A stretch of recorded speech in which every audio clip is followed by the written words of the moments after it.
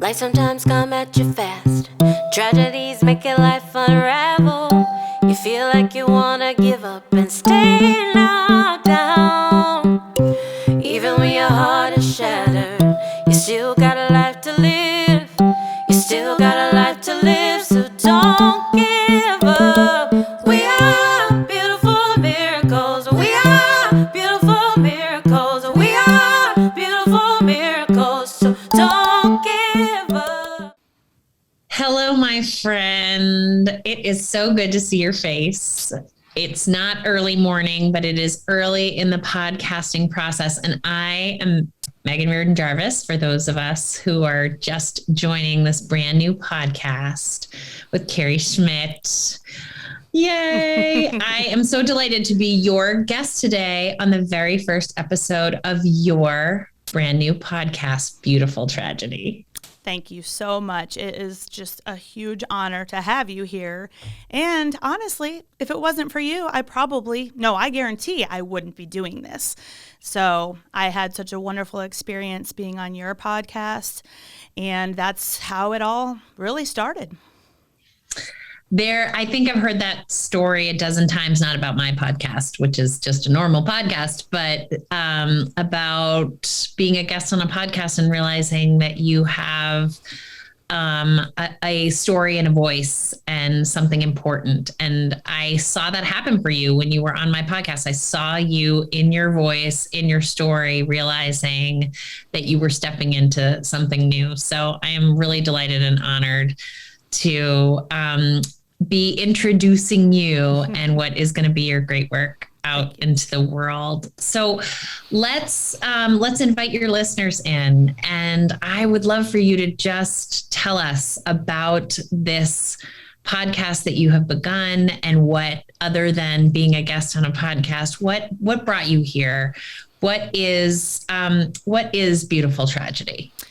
Well, generally I have a canned version of my story that I tell, just because, going deep and getting very emotional, it's hard. And so, my story, what got me here started probably about 3 years ago. And I chose to be a surrogate, and it was something that I felt very passionately about. It was kind of weird because when I got really interested in it, I had never had my own children. I really didn't even know anybody else that was having fertility issues. I just was very drawn to it. And so I watched a friend of mine, Carrie, 2 times. And so I got really interested and joined some Facebook groups and just really watched how it all went about. And then my best friend started to have fertility issues. And so she had IUIs and IVFs, and it wasn't working. And then I got pregnant with my son Jackson very easily. And I loved being pregnant. I don't know that there's a lot of people like me, but I absolutely love being pregnant. And my body agrees with it. And so actually, when I was 5 months pregnant with Jackson, I said, I would like to be her surrogate. Obviously, I can't do it right this second, but I would like to do that. Well, at that time, she wasn't ready. Well, to be honest, neither was I at the exact moment. But I put my intentions out there that I wanted to do it. And so Jackson, so I had Jackson, and he was about 2 years old, and I decided, I got that tug again, and I was like, okay, I got to do something about this. So I said, Marcy, I want to be your surrogate, but if I can't be your surrogate, then I want to be somebody else's surrogate, but I want to be your surrogate. And so she talked to her husband about it, and we decided at that time we were going to go ahead and give it a try. And so we did, everything that entails, which is a lot. It's legal work. Even though we were best friends, you still really have to kind of make sure that everything's covered so that there's no oh, I changed my mind. I think I want to keep this baby, which really, those are the stories you hear, but I don't know that it really happens that way. You do lots of medical screenings to make sure that you're a good candidate. They said I was a great candidate. They said I had a beautiful uterus, which I've never been told that before, but I was like, great. What a compliment. I guess that's good. So we had an embryo transfer, and when you do that, you're supposed to wait 11 days to take a pregnancy test. And since I was here in St. Louis and she was in Iowa, we weren't together, so she asked me to wait and not take a pregnancy test until, we were together. So I waited 11 days. It's the worst 11 days ever because you're so nervous and excited and just so many emotions. Plus, you're taking tons of medications and shots and just it's a lot.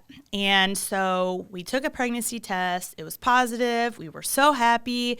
We went to Bye Bye Baby. We went to buy some baby stuff. And it was like the first time that they had gotten to this point. And we were so happy. And so you have to have your HCG levels tested every 2 days. And they want to see those numbers double. Well, I had an okay number to start out. It went up a little bit. And then it kind of went up a tiny little bit, but not enough. And then the number actually went down, which indicated that it was a chemical pregnancy. And it was just devastating because you just put so much into it. It's, your emotions, your money, your body, just everything. And so she still had 2 more embryos. So a few months later, we tried again. And the 11-day wait was just as terrible the second time, and maybe even worse because I kind of knew what to expect this time. Yeah. I remember exactly where I was when she called me and said it didn't work. And we just couldn't believe it. We were like, how is that even possible? We just didn't understand it. And, infertility is something that, you just don't understand why some people can have babies and some people can't. Why can some people have many babies and throw them in the trash sometimes, but then there's people who just want to have babies so bad and they can't. And it just really just always stayed on my heart. And so when Ivan was 2, I got the tug again. And this time I decided to go through an agency, which is a different process. They do a lot of the legwork for you. When you go independently, which is what I did with Marcy, because we were trying to save money, because it's a very expensive process. When you ask someone how much does it cost, it's $50,000 to $150,000. That's a lot of money. A lot of money. Yeah. And so I got in touch with an agency, and it was a smaller agency, which I chose because I cared more about the relationship. I didn't want to just be kind of a number, you know what I mean? It just meant a lot to me to have that. They were checking on me and, how are you doing? And I didn't match super fast because, again, it was a smaller agency, but I trusted the process. I had ideas in my head of what I thought I wanted it to look like. I thought I wanted to carry for someone who'd never had a baby before. And I was presented with a couple who already had 2 children. And I was like, I don't know. And I talked to them, and it was an instant connection. It was instant. We all felt it. We all knew it. Their children were actually almost the exact same age as my children. Wow. Which turned out to be pretty amazing. Yeah. You just don't always know what brings people to that situation. My intended mom, or IM is what I refer to it a lot, had issues that just made it very, very dangerous for her to carry again. And they wanted another child. And so the difference in that situation was they had their embryos genetically tested. Oh, I see. Right. So, which is an extra cost, and sometimes it can be almost a little risky because, if they, maybe accidentally mess up the embryo, you know what I mean? Like they could damage it. So, but they actually had 7 genetically tested embryos. Wow. And because we knew they were good quality, we only transferred 1 embryo, which is what a lot of reproductive endocrinologists will do. They won't do more than 1 anymore just because it's very risky. And I matched with this couple because of the certain things that we agreed on. And so the process moved very quickly once we decided to be matched. I'm sure it was June or July, and by October, we were doing the embryo transfer. So I went to Chicago. It was easy. We together, we found out that the pregnancy was positive. I went to the doctor. Everything was progressing absolutely perfectly. We saw a heartbeat. I mean, it was just couldn't have been better. And everything was moving along perfectly fine in the pregnancy. I felt great. I loved it. I was sharing with my boys that, I was carrying a baby for someone, but it wasn't going to be our baby. And we read books. We talked a lot about it. And, they got involved. We went and saw the family. It was just a beautiful, beautiful scenario. I mean, I couldn't have dreamed it to be better. And so I was about 7 months along when Jackson said that his legs started hurting. And so I took him to the doctor. We went and had x-rays and blood work. They referred us to a specialist and went and talked with them. We had a visit to the emergency room, and nothing was apparent. How old is Jackson at this time? Jackson was 7, and Ivan was 3.5. Yeah. And so I was up all hours of the night looking at, could it be this? What about this? Well, maybe it's this. And I'm emailing the doctors like, something is not right. So this was on May 4th was the first time we went to the doctor. He went to summer school, and sometimes he could run around. Other times he wanted to lay on the couch. And he never really had fevers. He didn't really have the real kind of obvious signs that someone with cancer has. And so I delivered the baby on July 8th. It was just the most beautiful display of love. I mean, I can go right back there because there was so much love and excitement. The nurses they were all crying. We were all crying. It was so beautiful. So beautiful. And Jackson and Ivan came up the next day, and they got to meet the baby, and they got to hold him. And it was just out of a book. And so the next day, Mike was coming to pick me up from the hospital, and he wasn't feeling well.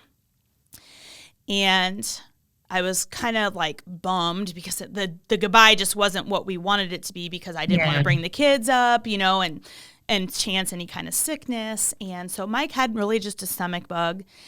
And, I was in, postpartum, my mind was all over the place. I was pumping and, just like it was just a crazy time. Well, a couple of days later, Jackson kind of was displaying the same symptoms that Mike had, headache, stomach ache. And I'm like, well, I guess he has a stomach bug, but he just didn't rally the same way. He just didn't, I don't know. It just, something was different. And so that was Friday. And then on Sunday, I'm like, okay, I need to take him to urgent care because he is dehydrated. He had been throwing up the day before, and he kept wanting to take a bath. He took like 12 baths on Saturday. And it was I just couldn't put my finger on what was going on, but it was making him feel better. So I'm like, hey, whatever you need to do. So we went to the urgent care. They said, go to the emergency room. We went to the emergency room. And then at that point, Jackson was not answering questions correctly. And we thought they did a head CT because something obviously wasn't right. They knew it was more than dehydration, which, again, that's what I thought I was taking him to the hospital for. And so everything shuffled very quickly then because they said they thought he had encephalitis. And I'm thinking, okay, I don't know. I mean, infection in the brain. Okay. And they transferred us down to our children's hospital, and then they wanted to do an MRI of his femur. Now, to back the train up a little bit, he had had an x-ray of his knee, his hip, and his pelvis, but never of his femur, okay? So when they said that they were doing an MRI, I'm like, well, at some point, they were talking about possibly doing that anyway. So they did an MRI of his femur and of his brain at that time. And that was the last day that I saw the whites of his eyes. We were waiting for the results, and this doctor came in who I will never forget what she looked like. I remember what she was wearing. I remember I really hated her because there's no way that you can deliver news and you're going to be, it just was terrible. It was terrible. So she came into this little room and told us that Jackson had had multiple strokes and had a tumor in his femur. And we were just like, we knew something was wrong with his leg, but we just didn't think it was cancer because it was kind of mentioned, but not really. So for them to come in and tell us that our 7-year-old son had had multiple strokes, we were just like. So the tumor was causing the strokes? We did not know at the time. Okay. So what I've learned since then is that osteosarcoma grows 800% in 30 days when it's not being treated. Wow. Yes. So it took me a while to process the information that he actually had a 9-inch tumor in his femur, which when you're 7 years old is basically your entire femur. Yeah. And so they said, he had the tumor in his femur and had multiple strokes. And then there was also a flap on his mitral valve. And we were being fire hosed with information.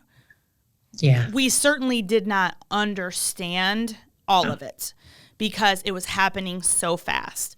So that was on Sunday, July 14th. And on Tuesday, they told us, that he had had a few more strokes and that if he had one more major stroke, that he could die. And that was the first time that we had even slightly entertained that would happen.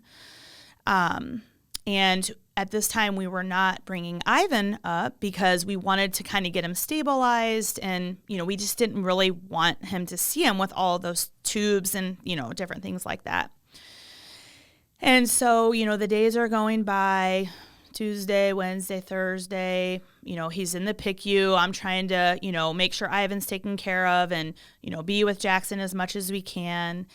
And something kind of neat that happened, I guess, since I was postpartum, I was pumping and I tried to shut it down real quick because I'm like, I don't want to be doing this right now. Right. But we asked the doctors if Jackson could have my breast milk because breast milk is healing, and they didn't even blink an eye. They said yes.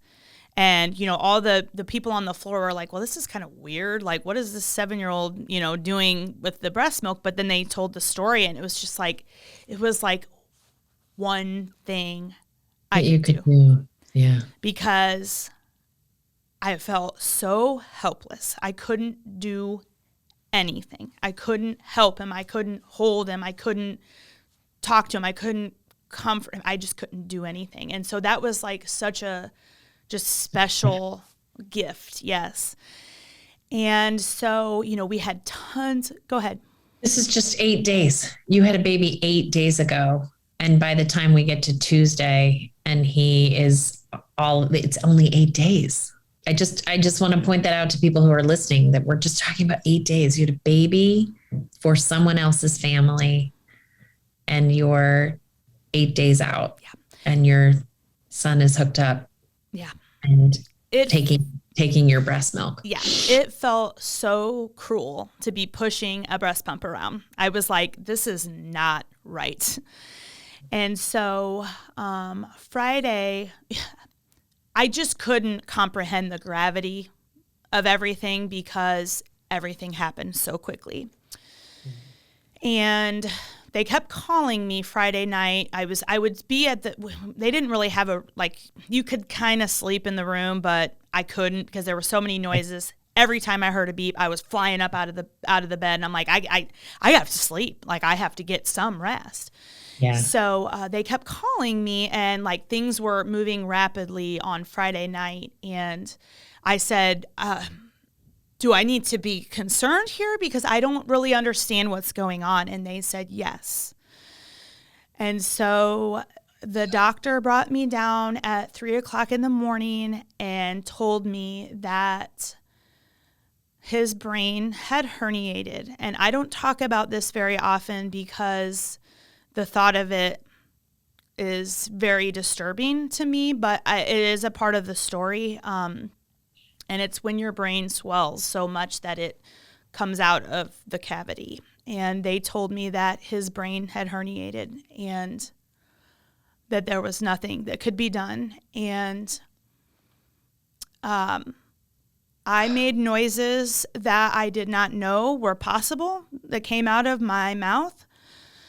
And the doctors just cried with me and had no words, just patted me. And so I had to call Mike. He had to come 30 minutes driving, flying down as quickly as he could. And they let us hold Jackson because we hadn't been able to do that.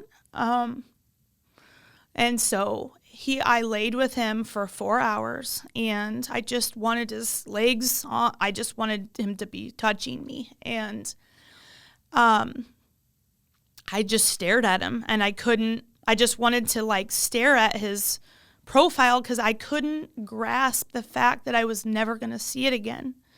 But I just stared at him. I just stared at him. And then we knew that we had to bring Ivan down. Yeah. And there is no way to prepare yourself or your child. I mean, he didn't know. He was 3.5. And of all the statistics and things that I've read, they say that developmentally kids don't understand death until they're 4.5. And thank God for the child life specialists who helped us, because that was the first time that I went, I don't know how to do this. I need help. I don't know how to do this. And, they just said, you have to tell him, you have to be honest. You cannot use fluffy terms. You have to use the words like his body doesn't work anymore. He doesn't need his body anymore. You cannot say he passed away, or, you can't, insinuate that he's sleeping or anything like that. You have to use those hard words. And so we gave him the choice. Did he want to come see his brother? He saw a picture of him first, just so he could kind of get an idea, what he was going to see. And so he said, yeah, I do want to. And I mean, his wheels were turning, and he wanted to see his brother. He wanted to touch his brother. He just wanted to touch him and, see him. And he cried. I mean, he cried sad, sad tears. And it was not, he knew. He as much as he could know, he knew. And it wasn't long, there were little memorial projects that we did where we, did his handprint, and he was a part of that. And we have a picture in our kitchen of his handprint, and Ivan, chose the colors and different things like that. We tried to involve him because I'm like, okay, this is like a one-time thing. We do not get to redo this. I don't know how I had enough foresight to say, I don't want to have any regrets. I didn't want to have any regrets. And I have zero regrets with what I did in that situation. So at 3:30 on July 20th, we took him off of life support because he had looked like himself up until that point. And when your brain herniates, it controls your blood pressure, and his blood pressure had gone really high and his face was starting to turn red. And I'm like, ugh, I can't do that. I don't want to see, I need to remember him the way that I want to remember him. And so we withdrew life support at that time, and we left the hospital. And I mean, we just couldn't comprehend it. We just could not comprehend what had happened. And so the next day I woke up and screamed bloody murder because I'm like, oh my God, my son died. Like, oh my God. Like, I mean, to say the shock carried us through the first year is, I can almost be grateful for that, because if I truly was feeling the depth of all of it at that time, I wouldn't probably still be alive, because the pain was so excruciating. And the first 3 months was like, I felt like I was being filleted every second of the day. I mean, I look back and I'm like, I don't even remember if I even took a bath. I mean, like, I don't remember so many things. People were bringing us food. They were running errands for us. I did not have to leave my house for a month. And you and I have talked about this before. I don't mean to interrupt you, but the part that just stuns me every time is, because I know a lot about the brain science of what happens in trauma.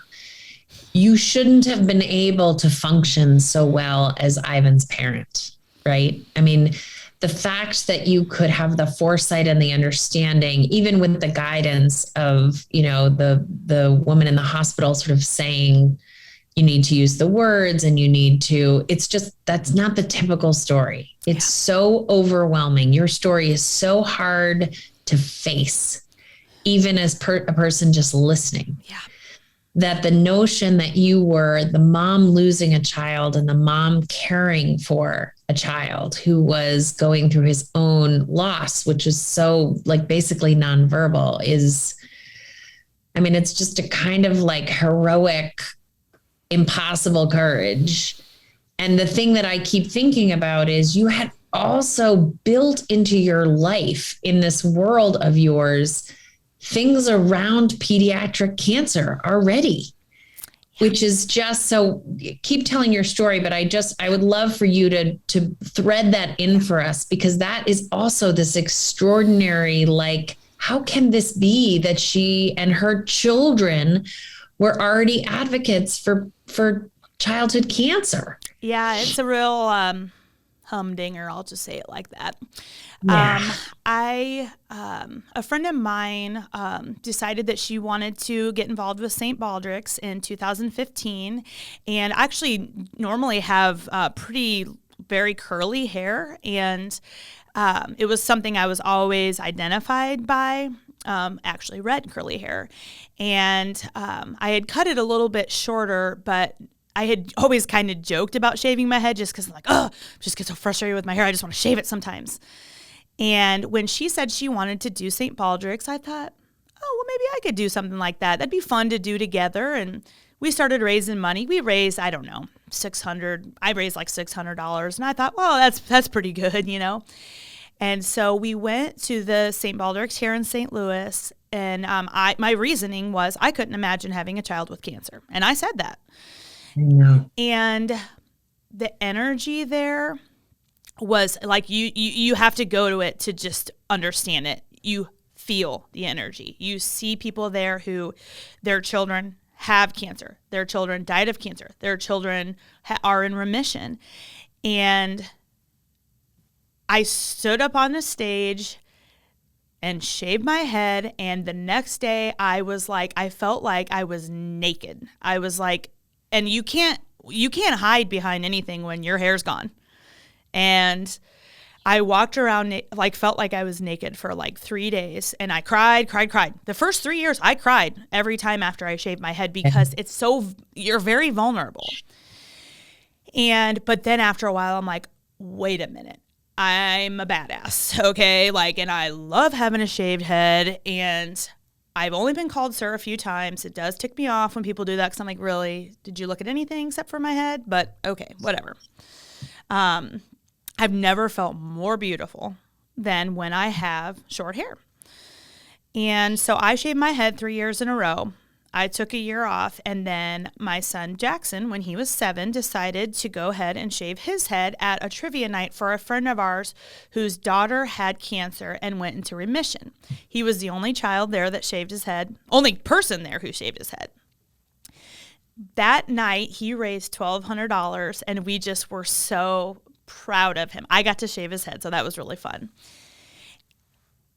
We could have never fathomed that 4 months later cancer would take him from us. Jackson had osteosarcoma. I'm not sure if I mentioned that. Mm-hmm. And so about 3 months after Jackson died, I woke up one morning with conviction that I wanted to host a St. Baldrick's in his memory because I knew I needed to educate the community. When he was trying to raise money at school, everybody was looking at him like, what is this kid doing? Wait, there's nobody who has cancer around here. You know what I mean? They just didn't know what to think about it. And Jackson's death was the first death in 25 years at his school.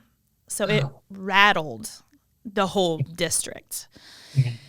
And so I felt like a full-on lunatic when I decided to go ahead and do that.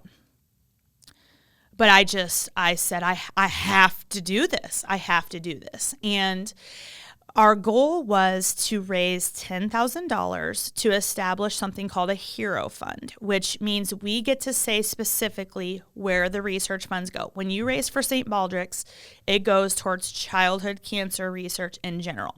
When you have a hero fund, which is almost kind of like a foundation, basically, that they do all the legwork for you, where you get to say specifically where the research money goes. And on the list of under-researched cancers, osteosarcoma is very far towards the bottom of researched cancers. So I thought $10,000 at the time sounded unattainable. I just didn't know how I was going to be able to do it. And I shared his story every single opportunity I had, which is why there's times where I can tell his story and not cry because I've said it over and over again. And I had to do that in order to make it make any sense because it did not make sense to me. And so as time goes on, we're having people sign up and the money, how much we raised just kept going up and up and up. And then we got to 25,000. I thought, oh my gosh, I cannot believe it. And then 35 and then 50. And I'm like, I don't even know what to say. This is so crazy. So February 20th, I think either 20th or 21st, 2020, 3 weeks before everything changed in the world, we held our first annual Team Jackson St. Baldrick's event. And we had 73 people shave their head, and we raised $79,000. Oh, my God. I was just as shocked as anybody else because I'll say this all day long. All of this has been ways for me to grasp at straws to make it hurt less. And while none of it makes it go away, it makes me so very proud of the legacy that Jackson is leaving. And the reason that is so significant is that 6 months before Jackson died, Mike, my husband, and Jackson made bucket lists. And one of the things that Jackson said was that he wanted to become a legend. And that has just stuck with me so much because this isn't the way we envisioned it. And we would do anything in this world to have him back. But his life and his death has had so much of an impact because his story is not the typical child with cancer story. And I've known from the beginning that there was something different about this story. I just have known it. And actually, St. Baldrick's wanted to run a national story about us because it's very rare for a parent to be involved with St. Baldrick's when they don't have a child with cancer, or they don't even really know someone who has such, well, I had a friend whose child had cancer and went into remission, but I was not in the field like I am now. Yeah. So we did that, and it healed a part of my broken heart. And there's many parts of it that are still broken, and always will be. But then the pandemic happened, and everything that I had once found to be even a slight comfort, I could no longer do. Yeah. And the very first month where, nobody was going anywhere, it was just nobody knew what to do. It was just very strange. It's still strange, but that first month was just the most horrendous pain. It was almost like the first month after Jackson died, because I couldn't escape it. Yeah, you couldn't offset with the tools. So it's a reinvention. And again, I've said this to you before. Your story is the story that every woman I know, every mother, every parent wants to turn their head away from, right? Yeah. They want to put it wrap it up with a bow. And then, this terrible thing happened, but then it was fine because we raised so much money and all is well. There's the definition of traumatic growth, right? Like that's what everybody, and anyone who follows you on your social media or knows you at all knows that you're not just honest about the brutality and I'm not sure how I saved myself, how I didn't drown. Let me tell you what we were doing at that time story. Yeah. But also you're pretty brutally honest about the days that don't feel like that. The days that are impossible. And I know the beginning of the school year was pretty brutal for you. And I know that not being able to use your resources like raising money or, make all of the impossible even that much harder. But I think the thing that you define for every parent out there is that thing that we say, which is, I would never live through that, is a thing you said too. That's why you first shave your head, is I can't imagine having a child with cancer. Yeah. And now here you are showing us that nobody knows how they would ever survive. And yet we invent it as we go. And I'm curious, tell the folks listening, like, what is your hope and your dream for this podcast? When you are using your voice and you're raising money and you are reminding the world that your son was a legend. Right. And you are reminding us that good things come and brutal days take us down.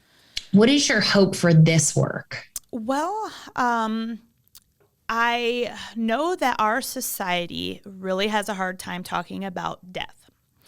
We also have a much harder time talking about child death. Yeah. And,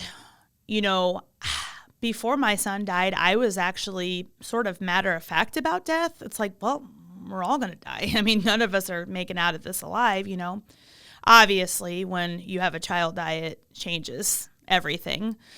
But I there's multiple subjects that I feel passionately about.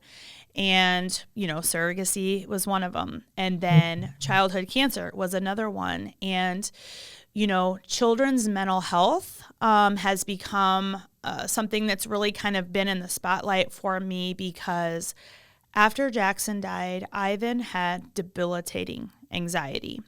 Yeah. And he was terrified that I was going to leave him and not come back, just like his brother did. And when you're mourning the death of your child, trying to still put one foot in front of the other, and parenting a child who lost their best friend, their role model, their playmate, his flesh and blood, his brother, it feels impossible and it feels insurmountable. And without play therapy, I don't know where we would be, because I needed help with the tools to give Ivan so that he could deal with his anxiety. And I also needed to know that what he was dealing with and experiencing, was it normal? Because it didn't feel very normal to me. Yeah.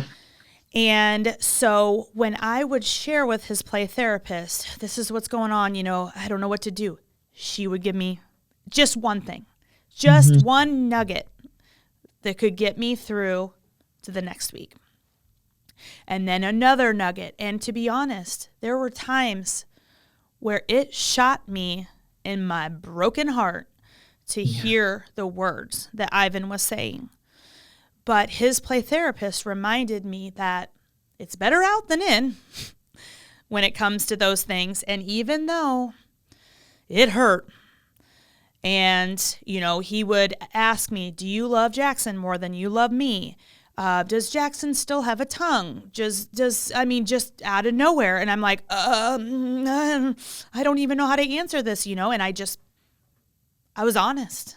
He says, am I going to die when I turn 7? I don't know. I hope not. And we're going to do everything we can to keep you healthy. That's what I tell him, because I cannot give him the guarantee. No, of course not. We always want to do that. We always want to say, oh, it's going to be okay. And, I don't know if he's going to die. I hope he doesn't, but it's like, now that it's been 2 years and Ivan has been in therapy for 2 years, and I no longer have to hand him off to his preschool teacher crying and screaming because he's terrified that I won't come back.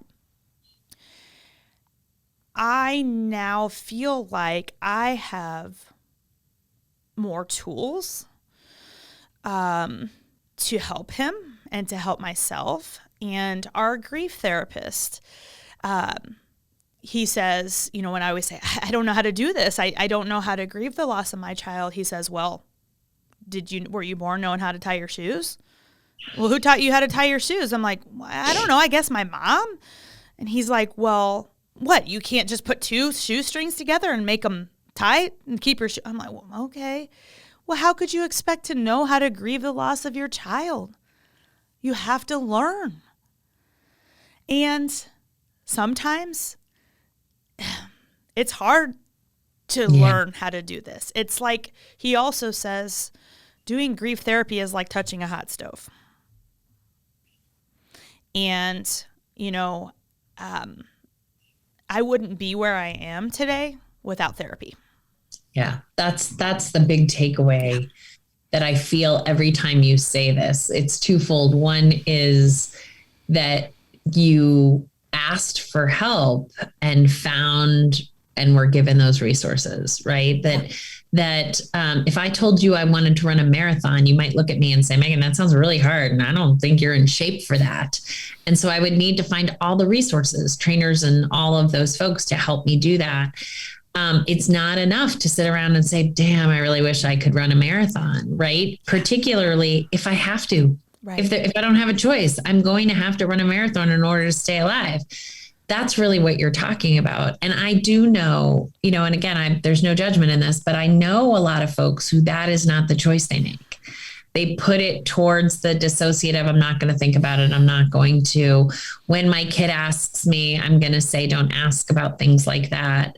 And I don't avail myself of those resources. And it feels to me, every time you tell your story, that this is a big part of that story, which is, and sometimes you've called them angels, people who are coming in to touch your life and give you support that you genuinely need. And I think that's the most vulnerable we are, right? Which is like, when I ask for help because I need help, because if I don't get help, I might go under. Right. And it's an interesting thing to hear you talk about Ivan, right? Because he couldn't express to you what was going on for him, but you can see in his behavior, like just going to school, that the trauma that he experienced didn't limit him by making, by him making a meaning from the experience of his brother's death, which is, I need to be terrified of the world. And listen, we can tell a kid nothing bad is going to happen to them. But even at, 3.5, right, when your real life lived experience is that terrible things happen to children, no adult will ever be able to convince you otherwise. Right. And, kids, the conventional way of therapy where you're sitting on a couch and you're talking, that's not really the most effective way for a child to talk about what happened to them. In fact, they won't do it. I mean, so that's why the play therapy has been so beautiful, because play is the language of children.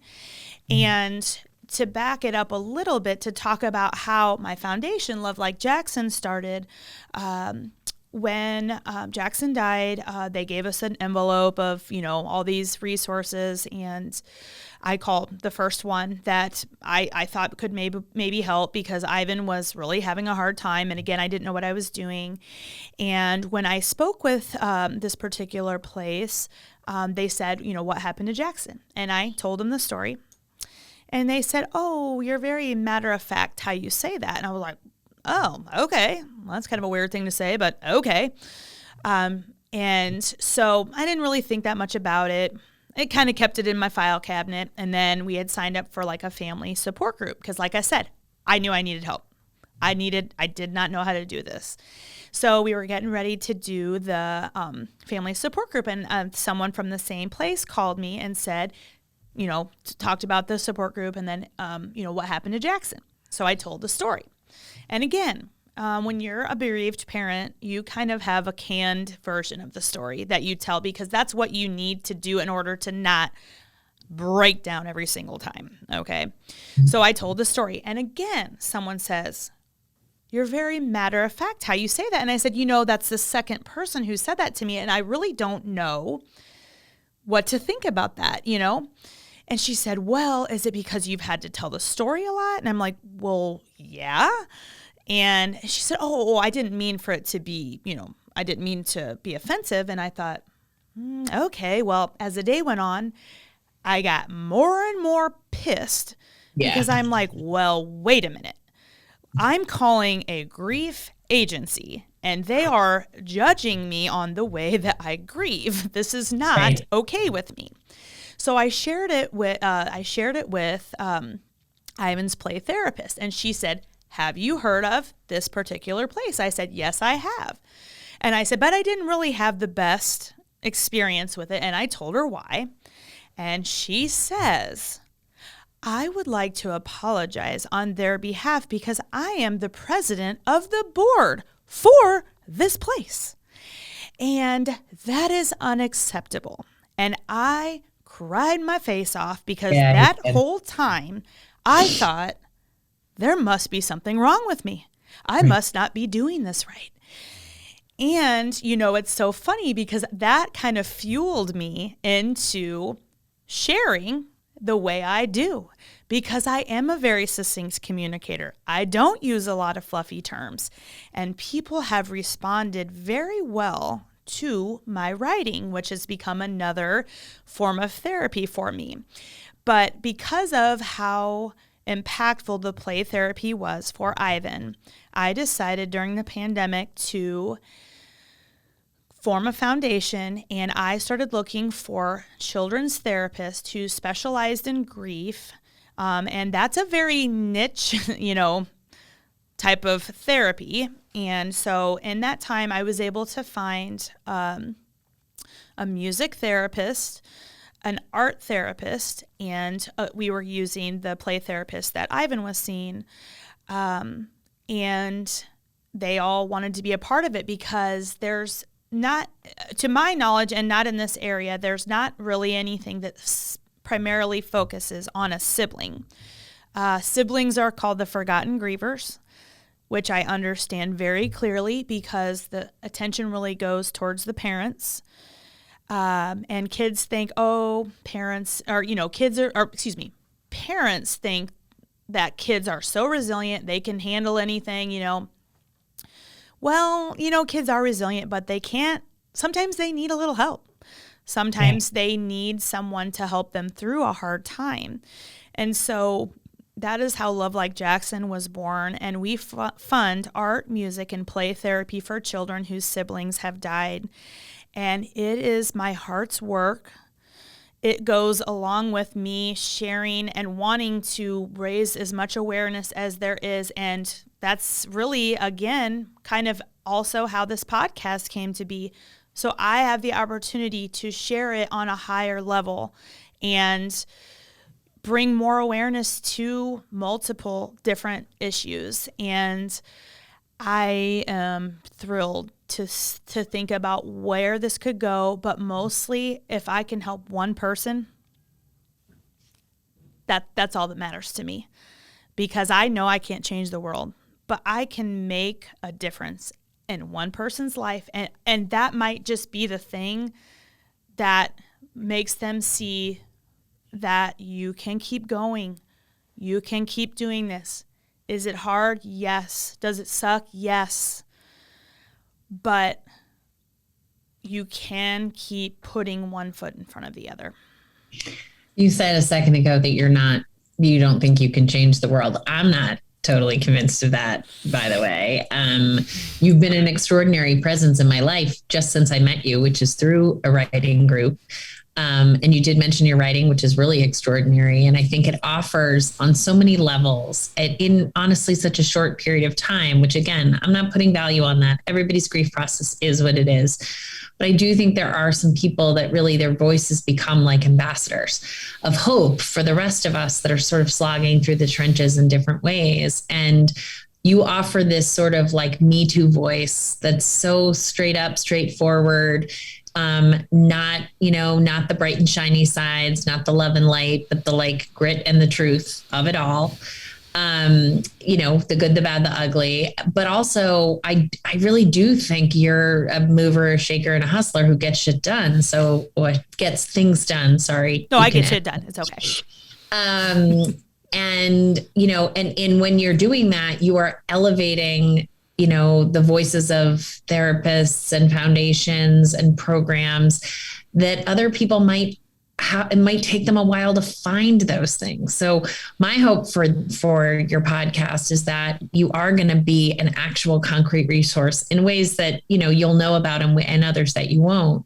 But just even naming the kinds of therapy that is good for children is not something that people inherently know. And so what to look out for and what those voices are. But I am really excited for you. I will be listening, and I know we'll be sharing resources, but I just think that there are some folks out there that, maybe even like in the biblical sense, find themselves with a calling that they would rather have never heard, did not want to have to answer, but really grow into the understanding and the experience to answer the calling. And to me, that's my blessing, my hope for your podcast, that this is going to be a conduit both to your continued healing, but also helping us grow this piece, which you're right, we just don't do, we don't do death and we don't do grief and loss very well in this country. Childhood death and loss, forget about it. Yeah. We will always need the guidance of people who are in those trenches willing to tell us the truth. So this is a gift to all of us. And I just can't wait to see what happens. Thank you. I mean, the sky's the limit. One thing when you lose a child and you've lived through the most horrendous thing that there is, you just kind of, you're not scared. I'm not scared to do things. I'm not scared to try things. Right. Things continue to come into my path that I cannot deny that this is what I'm supposed to be doing. And my all-time favorite quote, and I will end with this, is we're all just walking each other home. Gorgeous. And that's what I feel like we're doing. There's a lot of darkness in this world right now. I can't change that, but I can be a light, and I will continue to do that. Well, I'm going to honor that. And thank you so much for letting me be a part of your inaugural session. And I will stay connected. And I just wish you and all the folks who are tuning in the dark to find you, I just wish you such good luck. Thank you so much, Meghan. You're the best. You're the best. Good luck, my friend. Thank you.